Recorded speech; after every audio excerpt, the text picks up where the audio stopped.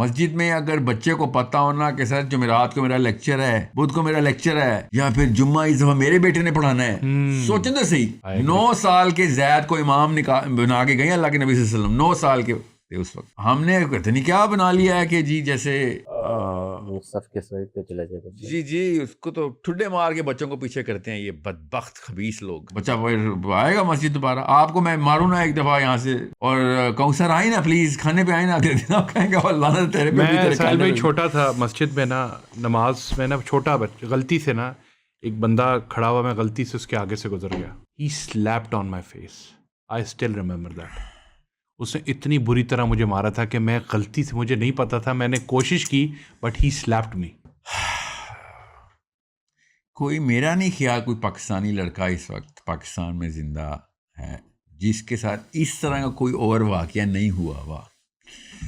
Uncles ہمارے مسجد میں جس لیول کے اوپر ہمیں مسٹریٹ کر جاتے تھے نا، بچے شور کر جاتے تھے اکثر، تو پیچھے مار رہے ہیں بچوں کو، لٹرلی فزیکلی مار رہے ہیں.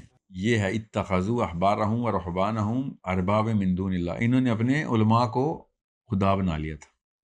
یہ ہم پاکستانی ہیں نا، انہوں نے اپنے علماء کو خدا بنایا ہوا ہے. یہ جو بول دے لاسٹ ورڈ یہی ہے. وہ تو خیر ہم نے کافی لیولز پہ، اور اتنا 2 نمبر اور اتنا انکمپٹنٹ مولوی پورے دنیا میں کہیں نہیں اتنا پاکستان اور انڈیا میں ہے. اور ہم نے کو کہا جو یہ بولے گا لاسٹ ورڈ ہے، تھوڑا کراس کر لے بڑی بات ہے، مگر اتنی انکمپٹنس ہے اس کے اندر، مگر لاسٹ ورڈ یہی ہے.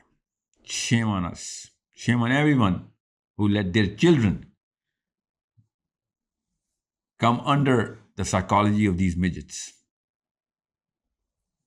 قرآن کیا طاقت دے رہا تھا اور ہم نے کیسے چھینی ہے، تو بھی قرآن کے نام پہ.